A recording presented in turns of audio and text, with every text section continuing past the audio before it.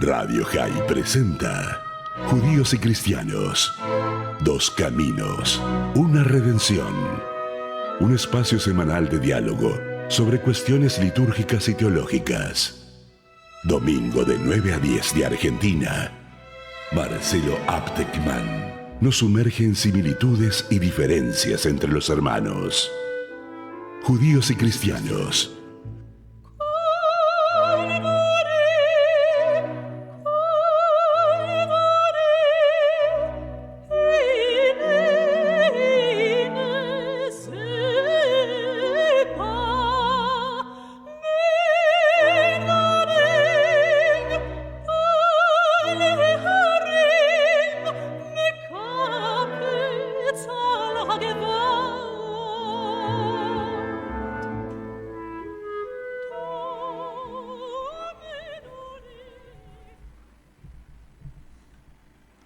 Hola, Shalom. Bueno, Chao. Shalom. Bienvenidos a esta nueva emisión de nuestro programa Judíos y Cristianos por Radio High, que hoy contamos con la presencia de una persona muy interesante, de una trayectoria interesantísima. El profesor universitario y también escritor Memo Ángel. Hola Memo, bienvenido. Hola Marcelo, un buen día. Buen día. Aquí estamos para conversar. Así es, así es. Que el diálogo mucha gente cree que es una conversación como cualquier otra, pero es una conversación que tiene sus cosas, sus características especiales, ¿no es cierto? Dialogar Sí, claro. es abrirse a la realidad de que el otro, que es otro, en toda su otredad, está ahí. Y entonces, sobre esa base de abrirse a esa existencia de un otro, bueno, ver qué le pasa a uno y cómo puede uno aprovechar eso tal vez para crecer siendo uno. No sé, esta es una manera de explicarlo, ¿no? De definirlo, ¿no? No, sí, que eso es claro. De hecho, Martin Buber trabaja permanentemente sobre el diálogo. En el Claro, diálogo nos encontramos, en el diálogo aprendemos el uno del otro. Y así recuerdo es. una frase de Spinoza que decía: dos que saben lo mismo no se aportan nada. Por lo tanto, uno de los dos sobra. Exactamente. Sí, sí, muy Entonces, bueno. Baruch Spinoza. sí, claro. Memo, este programa se va a emitir en realidad para, creo, para toda Hispanoamérica, pero lo están yo aquí en la cabina de grabación en Buenos Aires. Y vos estás en Colombia, ¿verdad? Yo estoy aquí en Medellín, en la Medellín. Universidad Pontificia Bolivariana, que es una universidad católica, Ajá. y soy el único profesor judío de la universidad. Uh, uh, uh. Pero de hecho me va bastante bien aquí. Pues no hay problema, no he sufrido ningún tipo de problemas. Bueno, eso es una muy buena noticia. Sí, claro. No, digo porque sobre todo en Estados Unidos se lee, y también en Europa mucho, que en los ámbitos académicos se ha desencadenado últimamente una ola de antisemitismo, antisionismo, antijudaísmo, Sí, no sé cómo llamarlo, para mí son versiones más o menos de lo mismo, con otro formato conceptual, pero del mismo sentimiento, ¿no? De odio. Y que a sí, muchos estudiantes y profesores les complica la vida, judíos. ¿Mm? pero aquí en Medellín hay algo muy extraño. Y es que hay demasiados apellidos sefaradíes. Ah, Y esto lleva a que la gente lo vea a uno y más bien le pregunte cosas, ¿cierto? O que uno escriba sobre los sefaradíes y el libro se venda bien. ah, Es una cosa muy curiosa. muy curiosa de esto que se denomina un antioqueño. Eso es una zona de Colombia, una zona industrial, una zona muy pujante, y donde cuando salió la famosa nacionalidad española, pues como aquí se exagera mucho, se decía que medio Medellín había pedido esa nacionalidad. Basándose en que sus ancestros habían sido judíos que se convirtieron un Claro, poco por la fuerza seguramente y sí, sí, queriendo claro, recuperar. y más en el mundo sefaradí. En el mundo sefaradí es muy rara la familia que no haya tenido católicos en la historia o Claro. musulmanes. Lo que pasa es que el sefardismo es como una especie de yoyo. Alguien se va hacia abajo y de repente vuelve hacia arriba y lo vuelven a agarrar, ¿cierto? Eso Es así, es es así. algo muy, muy, muy, muy particular. Qué lindo eso del yo-yo sefardí. Este, y tú vienes de una herencia de familia sefardí. Sí, sí, la familia mía es de Orán, del norte de África. Mi abuela sí, pues como venía de Salónica y también de la isla de Rodas. Uh, Venían acá, se vinieron a mi papá lo trajo a una empresa textil para trabajar acá en Colombia, venía por 6 meses y se quedó, se quedó qué en suerte un que mundo tuvo, donde, qué suerte y que en un tuvo, mundo que era porque la muy, comunidad rodeslí de judíos de Rodas fue casi exterminada. Creo que es, no sé cuántas decenas de miles eran sí, y claro. sobrevivieron una docena de familias pequeñas. Una cosa así terrible. Yo conocí en Buenos Aires a un hombre muy valioso que se llamaba Pablo Chami, que escribió algo sobre Rodas y sobre todo ese mundo Rodeslí, que sí, que prácticamente desapareció. Entonces sí es una suerte, pues. Yo creo que todos los judíos tenemos una suerte Y sí. cuando estamos en otro país y miramos lo que nos pudo pasar, pero no nos pasó. Ujú, ujú. Sí. Y Tú- en, sí. y en esto, pues somos viajeros, somos imaginativos, se presenta todo tipo de judíos, porque es que también cuando hablamos de un judío, ¿qué cosa es un judío? Ah, Hay que hacerse como una pregunta muy grande, ¿cierto? Porque los hay religiosos, ortodoxos, los hay liberales, reformistas. Yo, por ejemplo, soy bastante liberal. La familia de mi mamá, mi abuelo materno era bastante liberal, pero era un hombre que se consideraba una buena persona. Pues ahora que se acerca Rosh Hashanah, era de los que llamaba a los amigos, a todos los amigos, ¿cómo te fue? ¿Cómo te fue? ¿Cómo te fue? Y mi abuela le dijo, pero ¿qué es esa manía de estar preguntando cómo les fue? Y, le dijo, no, y decía mi abuelo, no es que si a ellos les fue bien, a mí me va a ir bien. Y estoy hablando de un hombre que iba muy poquito a la sinagoga, que pues más o menos lo que me sucede a mí, que voy muy poco. De hecho, alguna vez en un chavarre entré, dije, voy a ir a la sinagoga. Y cuando entré me preguntaron los demás, ¿qué le pasó? Se le dañó el carro.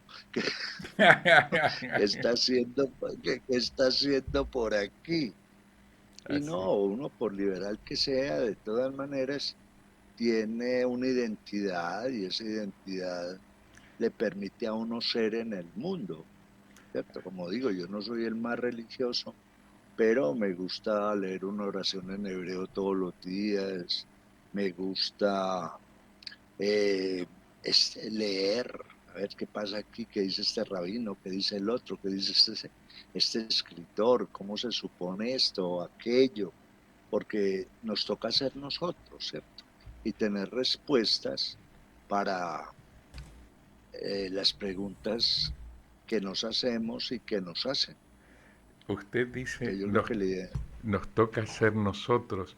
Y me viene a la mente Sí, una frase filosóficamente muy interesante de un personaje de una tira cómica argentina de Quino, Mafalda, que en uno de esos dibujitos se pregunta, lo que no entiendo es por qué justo a mí me tocó ser yo. esa. Sí, eso es una buena pregunta, ¿No? pues, porque uno ¿Cómo? crece, uno no escoge dónde va a nacer, ni en qué No, país, ni en qué clase social, ni en qué cultura. De repente uno nace y ahí lo forman los otros, así es. porque de todas maneras somos una construcción de un nosotros, que uno agradece, pues. Sí, Eh, Incluso me acuerdo de una frase de una judía italiana, Natalia Ginsburg, que decía que era de izquierda, era atea, pero tiene una frase muy bonita. Ningún adulto tiene derecho a decirle a un niño que Dios no existe.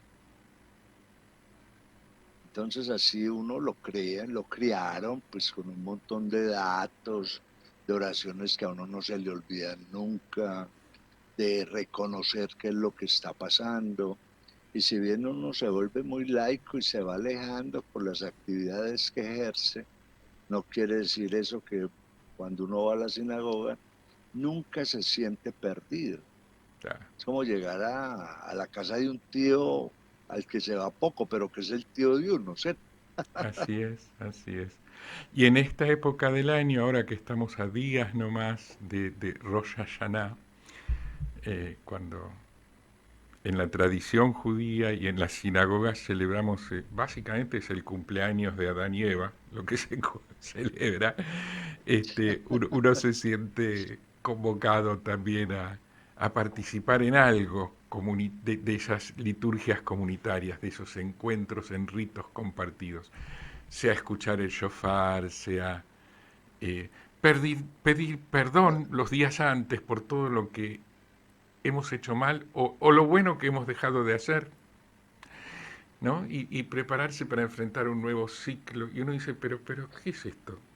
Año nuevo, estás hablando de otro calendario, de otra cultura, de otra época, de otro continente que el de donde vives aquí y ahora. Sí, pero también es parte Sí, de la identidad de uno, ¿no es cierto? Y uno lo lleva. ¿no? Y sobre todo que es algo muy interesante. A ver, cuando uno lee sobre cuándo se crea el mundo y todas estas teorías, 10 millones de años, 10.000 millones, hay pruebas, hay fósiles, hay de todo. Pero me acuerdo de un rabino que hubo aquí en Medellín, al que alguien le dijo, rabino, pues usted cómo va a estar en un año de la creación del mundo si antes el mundo ya existía. Y el rabino muy serio, era un hombre muy ilustrado, le dijo, vea hombre, supongamos, ahora estamos en el 5786 y si el rabino hubiera estado en esta época hubiera dado esta respuesta. Hace 5786 el hombre, el mundo se creó porque los seres humanos tuvieron razón. En el momento en que aparece la razón, aparece el mundo. Y eso ya no riñe con lo que pasa. Pues tenemos escrituras de hace 4.500 años, ya hay las discusiones, y si nos vamos a lo de Adán y Java, o Adán y Eva, nos vamos a encontrar que el primer efecto que demuestra que uno es racional es cuando uno tiene vergüenza. Ahí comienza la razón. Entonces, sí, vamos a ver, 5786. A mí me ha gustado mucho también leer cosas de Kabbalah y cosas por el estilo. Ajá, Y este año, por ejemplo, daría 8 por un sistema cabalístico que se llama la gematría. Y claro. 8 es el número de la palabra Torah.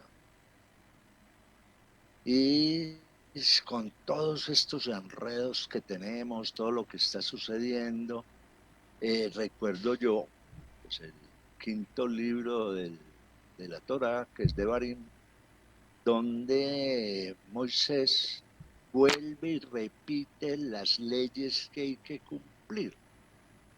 Entonces yo digo, hombre, si de pronto este año es Torá, si de pronto esto coincide con Devarim, es porque todo se va a arreglar. Bueno, volvamos, nos desordenamos, pasaron 20.000 cosas, pero nos tenemos que volver a ordenar.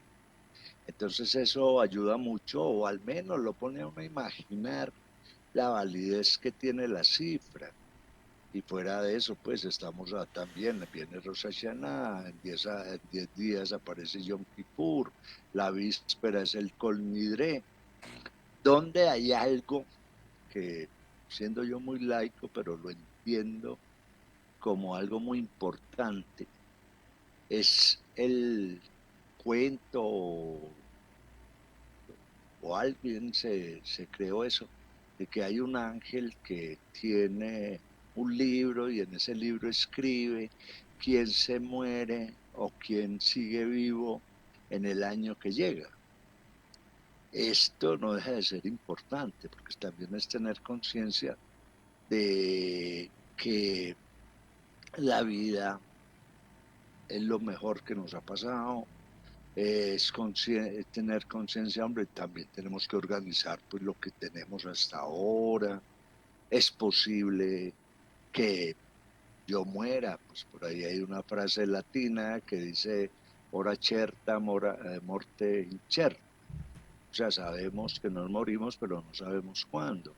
Así es. Y por eso el saludo, que es tan bonito, pues a mí me encantan los saludos. Por ejemplo, en Rosh Hashanah, Shana Tova, un buen año, no un feliz año, ojo, un buen año, porque durante el año pasa de todo, subimos, bajamos, de Ah, todo, pero si yo sumo lo que pasó en el año, lo bueno va a estar por encima de lo que fue errático o fue malo. así es. A mí me encanta que sea un buen año. Y Ah, lo mismo con Martimatova, ¿cierto? Que haya sido bien inscrito. O sea, ujú. desearle al otro que siga vivo, que además es lo que en el judaísmo, y eso lo explicaba muy bien mi mamá, pues en la mesa que nos decía, ¿sabe por qué estamos comiendo juntos? Porque queremos que todos sigamos vivos. Eso es una cosa maravillosa, ¡Wow! ¿cierto? Qué, qué interpretación que hizo tu madre, ¿no? Del acto. Qué linda interpretación. Mira, a mí, tú hablas de saludos, a mí hay una bendición que una vez me tiraron y que me conmovió profundamente, me hizo darme cuenta, la comparto. Mira, la bendición que me hicieron fue que tengas un año lleno de oportunidades de hacer bien y que no las desaproveches. Sí, es lo mejor que le puede pasar a uno.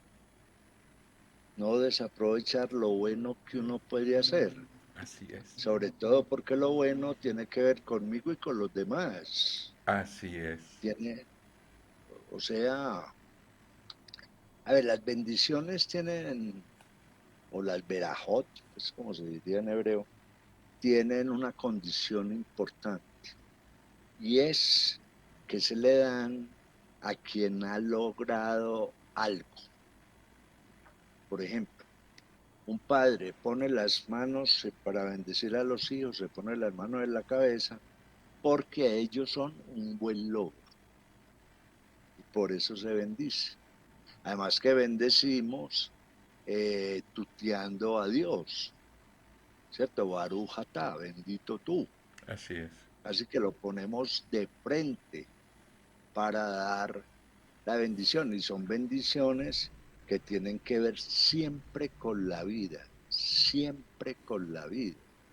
Por eso hay la bendición del pan, la bendición del agua, la bendición del vino, bueno, la bendición al lavarnos las manos, ¿cierto? Esa eh, bendición al Y, despertar. y yo creo que eso, sí, cuando uno se despierta por la mañana, gracias por haberme Uy, devuelto el alma sería, ¿no? Sí, sí, Dar claro, el gracias. modernización. Y un rezo maravilloso, hermosísimo. Gracias por haberme permitido llegar a este momento. Claro, claro. Que se puede usar, Sí, hay gente que lo usa, los más practicantes, bueno, la primer uva que comen en una temporada, el primer damasco, la primer sandía, bien, sí, sí, bárbaro. La primera vez ese año que lo prueban y entonces dan gracias por haber llegado. Pero que en realidad uno lo puede usar en todo momento y en cualquier momento y a cada paso de la vida, ¿no? Dar gracias por haber podido llegar a este momento. Un rezo, en fin, ¿no? poético. Y hay algo que es fundamental, ¿cierto? Cuando yo agradezco, sé lo que tengo. Cuando Claro. yo pido, no sé qué tengo. Entonces es bonito eso del agradecimiento. Y por aquí, hablando entre profesores de la universidad, alguien dio una definición de felicidad. ¿Quién es feliz? La persona generosa. Sabe y siente la felicidad. Ujú, Eso es precioso, sí.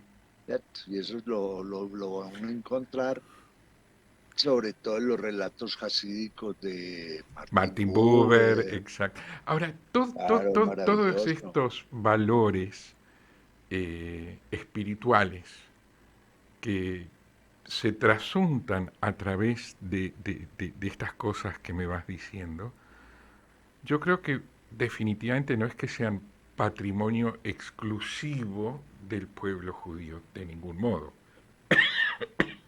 Tienen que ver con la naturaleza humana, Sí, pero claro, son cosas que en la tradición judía, en la cultura judía, se transmiten a los hijos, se educa con esto, y yo creo que han pasado al cristianismo como valores fundamentales eh, heredados de la liturgia, la tradición judía. Digamos, son parte del diálogo estos valores, del diálogo entre judíos y cristianos. claro, porque es que, por ejemplo, el caso de la Torá, el judaísmo se la da al que la pida, Claro. ¿cierto? En la Torá son las instrucciones para vivir. Eso es el centro, esa es la esencia de la Torá. Cómo vivir sin miedo, sin miedo. Entonces, mi abuela paterna, que era una muy buena jugadora de naipes, excelente Eso es jugadora de importante en la naipes, vida, ¿cómo no? decía, decía, eh, usted tiene que rezar. ¿Por qué? Porque usted no es un animal. ¿Usted ha visto un animal rezar? Yo no. Y entonces tomaban, es gente que entendió muy bien que si usted quiere vivir tranquilo, no tener miedo, para eso son los 10 mandamientos. Eso es lo que hay que hacer. Ahora, Profesor, en estas sociedades en las que vivimos, por ejemplo, el Shabbat, esa importancia de descansar un día, de evaluar yo qué hice, de festejar ese día porque soy distinto con los logros nuevos que he alcanzado. Bueno, empiezan un montón de cosas que el que las cumple vive tranquilo, sin ningún problema. profesor, profesor, tengo que decirle maestro, porque he aprendido de usted, ¿no? De verdad, lo digo con sinceridad, porque yo me formé en mi carrera, mi profesión, hasta por décadas, es y ha sido la de psicólogo clínico, trabajo en consultorio, en hospitales y demás, pero con mucho interés por el estudio de la antropología, de la etología, y muchísimas veces he buscado qué es lo propio y característico del animal humano. Y me he encontrado con que muchísimas cosas que nos atribuimos los humanos como exclusivas de nuestra especie no lo son tanto. En otras especies hay misericordia, hay humor, hay códigos para expresarse que parecen lenguajes aunque nosotros no los entendamos. Hay lealtad, a veces más lealtad y honor que entre los humanos, como por ejemplo con los perros, ¿no? Pero recién al escucharlo a usted he recibido a través suyo, de su abuela, una cosa que me ilumina. Creo que somos el único animal que reza. Sí. Creo, de verdad, creo que esa es una definición que yo no, si alguna vez la escuché, no la había puesto en valor, no había entendido lo profunda que es, mire usted.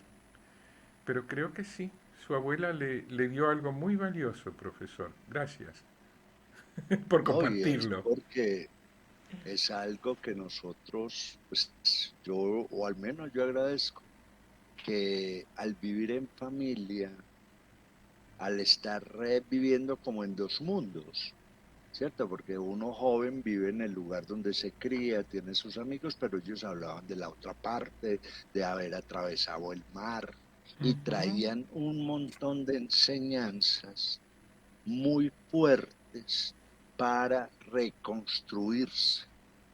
O sea, ya tuvimos que abandonar ese lugar, ya hemos llegado ahora ¿cómo nos vamos a reconstruir? Me Que a mí permite, una de las cosas que me...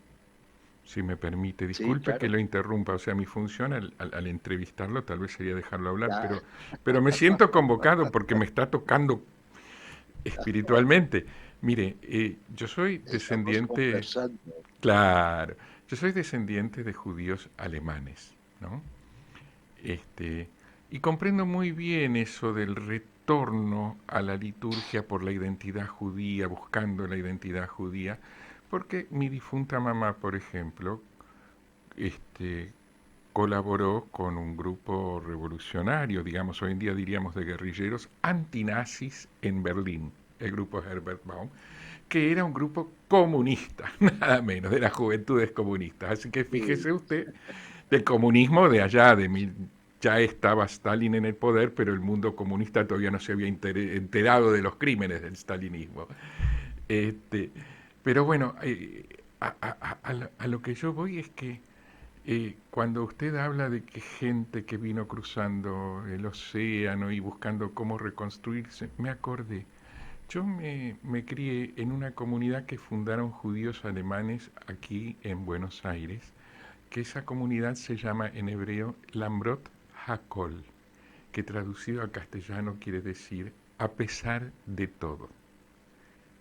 Qué tremendamente poético que un grupo de personas que vienen del holocausto europeo se reúnan, formen un club, formen una sociedad en la cual reencontrarse y dejar a sus hijos jugar juntos y crecer juntos para reconstruirse como comunidad y elijan ponerle de nombre a su comunidad a pesar de todo. sí. Eso ya tiene un contenido muy alto, tremendamente alto. Y todo esto, por ejemplo, me hizo acordar de también algo que no sé quién lo dijo en la casa, un tío, alguien, estaban hablando del Minyan. Y mi tío José, sí, fue él, llega y soltó algo por decir algo, porque era como un búho, él no hacía sino oír, pero dijo algo muy importante. Un hombre solo no hace una casa, Ta, 10 hombres juntos hacen 10 casas.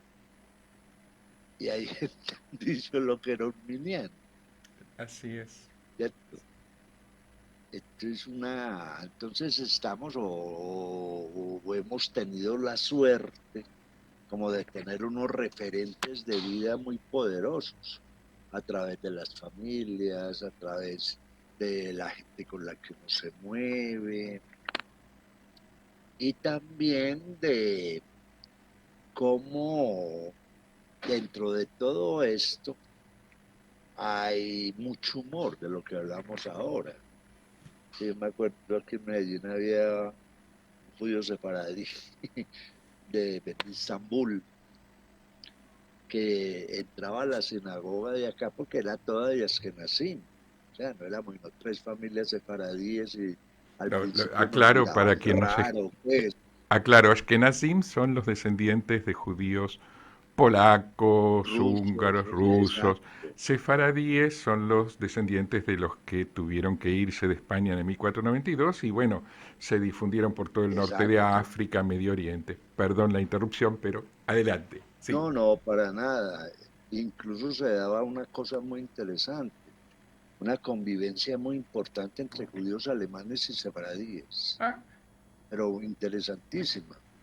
El profesor de inglés de nosotros era un judío alemán y vivía, Hans era de lo mejor en seres humanos que yo he conocido. Entonces, en Baruch Farine, el hombre del que le estaba hablando, que como no sabía, uno entraba a la sinagoga de Medellín y a mí me tocó todavía, y ahí se hablaba yiddish todo el rato. Entonces uno aprendía palabras, Basa, Breut, bueno, así como en alemán.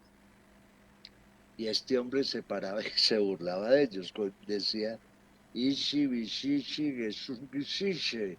Y todos lo miraban y él seguía inventándose palabras en yiddish. Pues yo era muerto de la risa porque era como, bueno, si aquí están hablando este enredajo, yo voy a mire, colaborar diciendo el, el, cosas que no existen. el humor judío, yo creo que es un valor central de todas las culturas de las diferentes partes del pueblo judío. Yo creo que Sí, le puedo contar un chiste, sí, claro. que me lo contaron como el último chiste judío. El último chiste judío. Resulta que un cómico profesional fallece, un humorista, y va al cielo y se encuentra con nuestro Padre Celestial, que le pregunta, ¿y qué has hecho? Y el hombre contesta, he logrado en otras personas algunas risas y algunas sonrisas. Y nuestro Padre le dice, ¡qué bien! Me encanta el humor. ¿Quieres contarme un chiste? Y el hombre cuenta una historia sobre las cámaras de gas en el Holocausto. Y Dios se queda serio y lo mira y le dice, perdón, pero no lo entiendo. Y el hombre lo mira a Dios y le dice, claro, tendrías que haber estado ahí para entenderlo. Ah, tremendo, tremendo. Sí, sí. No, el humor judío, además, por ejemplo, este que acaba de contar de una profundidad Teológica, espectacular. teológica, tiene una dimensión Sí, sí, teológica desde claro. ya, por Uy, supuesto. pero tremendo, porque yo sí me sé muchos, pero ya sí son más risibles, ¿cierto? Perdón. Ya, que se iban gente de varias religiones en un bus y el bus se estrella y se mueren todos, entonces se van al cielo. Entonces ahí está San Pedro y llama al primero, Chin, eh, tiene que esperar. Dice, no, yo soy budista, yo encontré el camino, la iluminación, no tiene que esperar. Herbert, venga acá, siéntese ahí que tiene que esperar. ¿Cómo así? Yo soy luterano, profundicé, Lutero tradujo la Biblia, la sigo al pie, no tiene que esperar. Llamó a Pedro, Pedro, tiene que esperar. No, yo soy católico, yo creo en la mamá de Jesús, entonces no tiene que esperar. Abraham llegó, siga. Entonces, claro, los otros protestaron. Bueno, ¿qué pasó? Claro. ¿Cierto? ¿Cómo es que el judío llega y sigue? Y dice, no, es que es paisano del jefe. Y sí, y sí. ¿Cierto? Sí, bueno, de todo esto, y esto es lo que nos ayuda a seguir y a conversar porque también eso es algo propio del judaísmo, ¿no? Que somos buenos conversadores. Sí, Y, y lo bueno de la conversación es que cuando este programa que usted maneja es un programa como para conversar, para aprender del otro, así es. para que el otro me diga algo y yo me imagine otras cosas. Que la Así es. conversación es eso. Es una Me introducción acuerdo, al diálogo, que además claro, tomo esa introducción al diálogo como base para mostrar diferentes realidades del mundo judío para que nos conozcan los que quieran acercarse a dialogar, porque dialogar con lo que no se entiende, respetar lo que no se conoce, no se puede. Entonces, por ejemplo, sí, claro. su experiencia que usted nos trae tan generosamente, esto es importante que se conozca. Mira, hay un profesor universitario que es el único profesor judío de la Pontificia Universidad Católica en Colombia, que es hijo de sefaradíes y no lo están persiguiendo, pero piensa como judío y siente las fiestas aunque no tuvo formación tan religiosa. Y bueno, esto es el mundo judío, una de las tantas formas diversas de ser judío con las que se puede encontrar quien se acerca a hablar con un judío en cuanto judío, ¿no? No, y en algo también que es muy importante, ¿no? Que uno se fundamenta más en uno en la medida en que sabe qué es lo que hace el otro. Por ejemplo, yo aquí Ajá, en la universidad he aprendido del mundo católico por todos lados, y sí, ¿cierto? El uno que le explica a uno esto, el otro que me dice que esa liturgia es esto, que por qué celebran esta festividad, etcétera. Y en esa conversación donde uno aprende, él también comienza a preguntar y se crea algo que sí he manejado yo toda mi vida. También se lo aprendí a mi abuelo materno, que decía que de dos verdades la mejor es la tercera. qué O lindo, sea, qué usted me... profundo, sí, tomo nota. Claro, porque si usted me cuenta lo suyo yo después le cuento lo mío y lo sumamos, aparece una verdad enriquecida. Eso es lo que hemos hecho. Así Y es. ya cada uno, pues, todos nosotros, pues al menos en el mundo judío hay otra cosa que, que a mí me encanta, pues, y es que hay una historia continuada. Y en esa Y historia sí, continuada no hemos hecho sino aprender usted dijo que somos y grandes aprender. conversadores. Yo Sí, digo que somos, es verdad, pero que somos fundamentalmente grandes contadores de historias. sí, claro, De allí el Antiguo claro, Testamento, por ejemplo. sí, claro. ¿No? Y fuera de eso, cuando uno revisa, pues, el esquema del Talmud, cuando ya la Torah no tiene más que decir, le agregan en la Gemara, ¿cierto? Y empiezan a agregar cosas y esto es maravilloso. O sea, no se quedan en lo que hay dicho, no, no, hay que hacerse preguntas, La Torá ¿cierto? dice algo, que luego retoman los profetas, que luego retoma la Mishnah, que luego retoma la Gemara y Claro, que luego retoman los maestros que comentan el comentario del comentario del comentario del comentario, claro, agregándole una vueltita propia. agregándole, incluso yo me acuerdo, no sé qué libro leía yo sobre la guerra del 67 cuando llegó el Shah, pues el ejército israelí, se dio un milagro. ¿Y de cuál fue el milagro? Pues entraron 500 personas y ninguno habló. Ninguno habló. Sí, eso es. ¿Qué es eso de estar hablando? Aquí en Medellín hay una gente maravillosa, Eliezer Mandelbaum, por ejemplo. No, eso es un... Siéntese y déjelo hablar. Y habla, y habla. Yo no sé de dónde saca tanta cosa. Yo no le, le dice Eliezer, pero eso es cierto. Dice, así no sea cierto, hay que contarlo. Ah,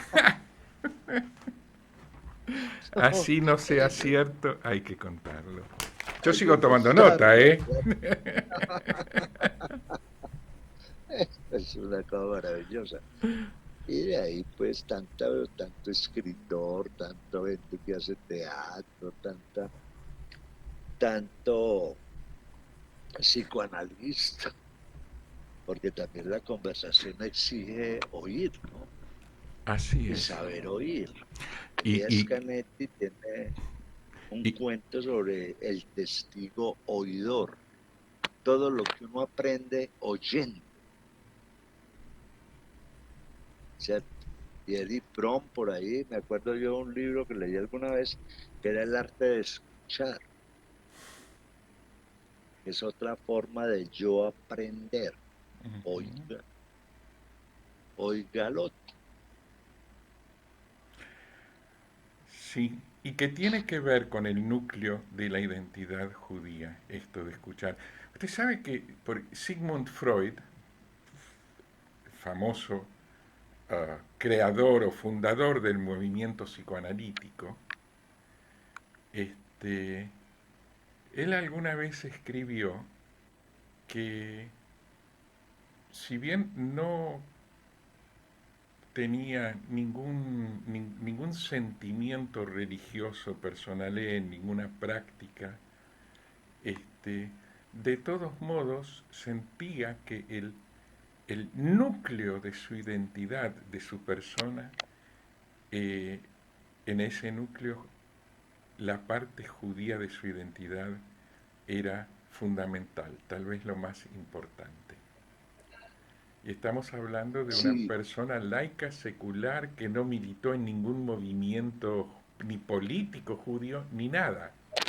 Simplemente desarrolló la cura a través de la escucha, que es algo muy judío, la sanación a través de la escucha.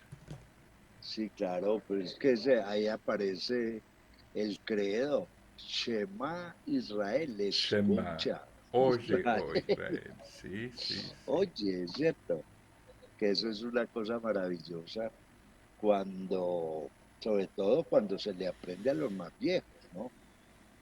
Porque nosotros, no sé de dónde nos venga eso, pero somos muy reflexivos, como las cosas se dan, pero ¿por qué? Y a veces somos como niños, ¿cierto? ¿Por qué? ¿Por qué? ¿Por qué? Y eso nos permite obtener respuestas interesantes, ¿cierto? De pronto no las mejores, pero sí las muy interesantes, porque eso nos permite el debate. Yo por ahí una vez escribí una novela que se llama El tercer huevo de la gallina, porque las comunidades judías se mantienen unidas mientras discutan. Claro. Y como las gallinas solamente son capaces de poner 2 huevos, poner el tercero es lo más complicado del mundo.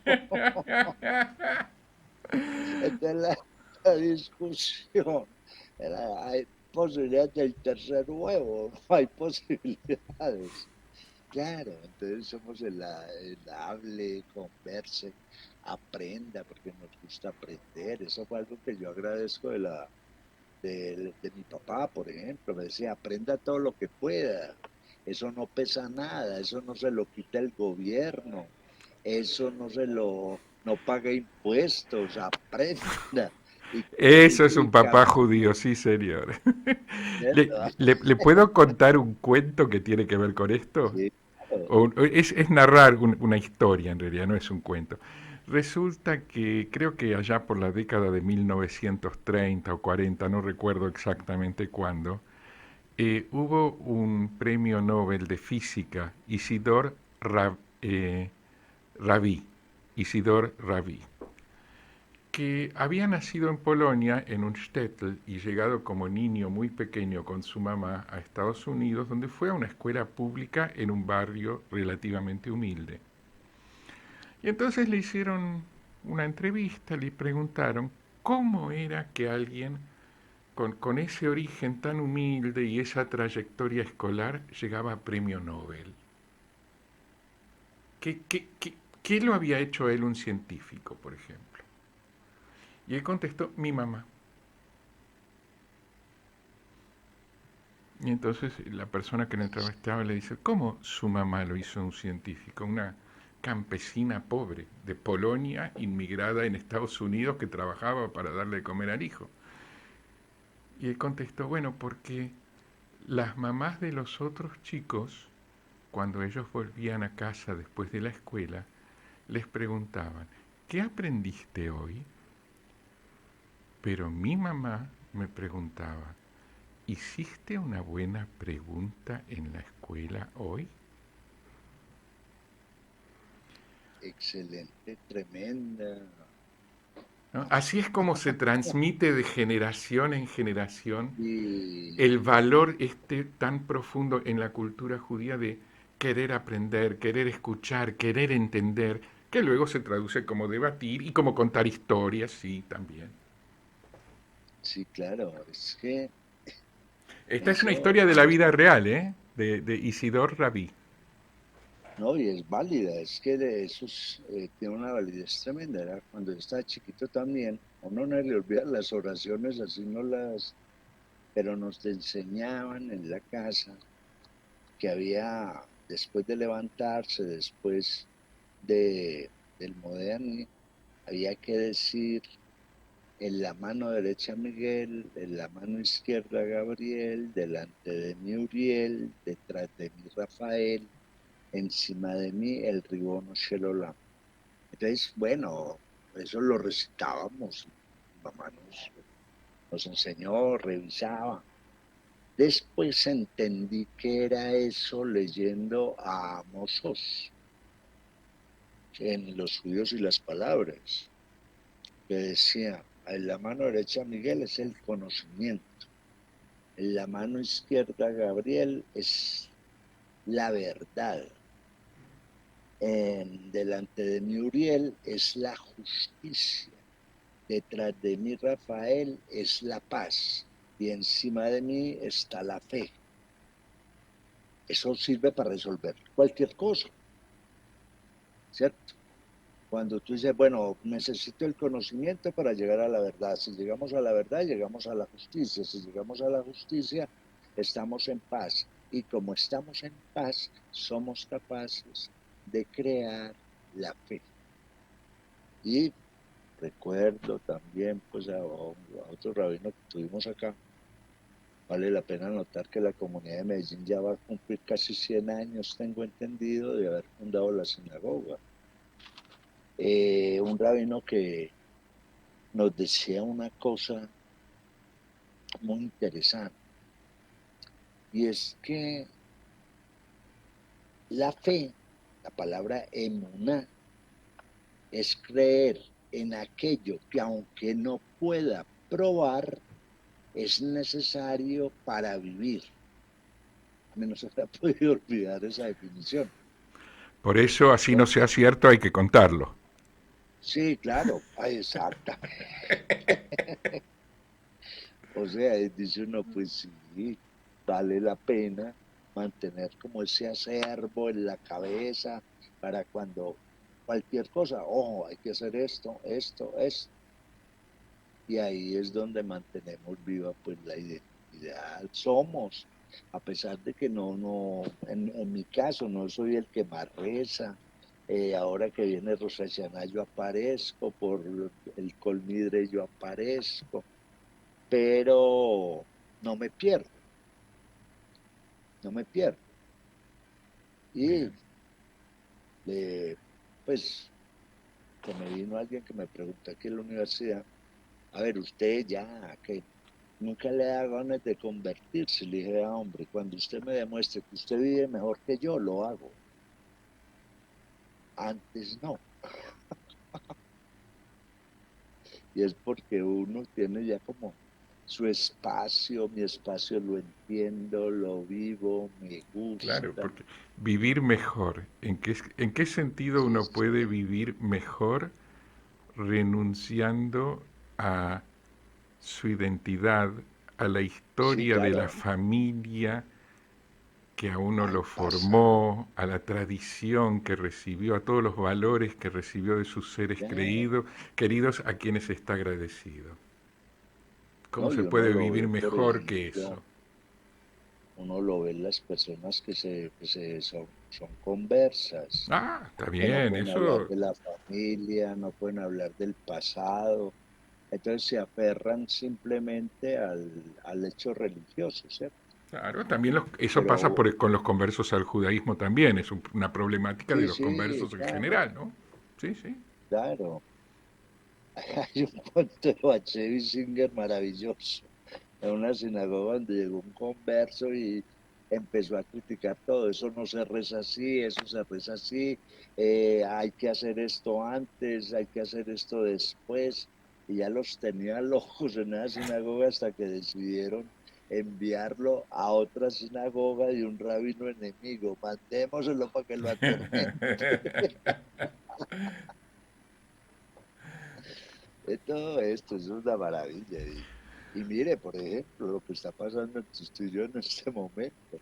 Dos que no sabían nada del uno del otro hace Así una es, semana así y es. de repente aquí estamos charlando, recordando. Falta el Es una café, cosa, falta el café de dos el tacitas, ¿no? café, De el café. Colombia. Y no, y los que se toman en Buenos Aires, a mí me encanta Buenos Aires. La última vez me dijeron, Memo, ¿usted por qué? ¿A qué va usted a Buenos Aires? Voy a tomar café, le pague poquito. Ya, Por el paso del tiempo, vamos a tener que, por ahora, ir cerrando este espacio de encuentro y de conversación que he disfrutado mucho. Gracias, profesor. bueno, y para todos un Chanatoa amplio que nos cubra, que sea dulce, que nos dé muchas bendiciones y buen humor. Eso. Muchas gracias. Y Vale, bueno, para nuestra audiencia, ahora vamos a poner en pantalla un saludo por el fin de año de parte del rabino Shmuel Steinhendler, argentino, en Chile, y luego a escuchar el shofar como cierre final de la reunión de hoy. Profesor, muchas gracias, Memo. Muchísimas gracias. Chau, chau. un abrazo hasta que nos veamos y nos tomemos el café. Ya, Chao, encantado y de chao, acuerdo. Shalom, shalom. chao. Chao. Querida familia, estamos llegando al final del UL y al umbral del inicio del nuevo año 5786, con los sonidos del shofar de nuestro Baltoquea, Nacho Gilboa. Es una invitación a que se abran las puertas de nuestros corazones, las puertas celestiales y las puertas de todos los corazones de la familia humana, para que entremos al nuevo año con fe, con alegría, con salud, con esperanza y con celebración de la vida. Deseándoles a cada uno Shana Tová Umetuká, esperando vernos y compartir la travesía de estos próximos Yamim Noraim.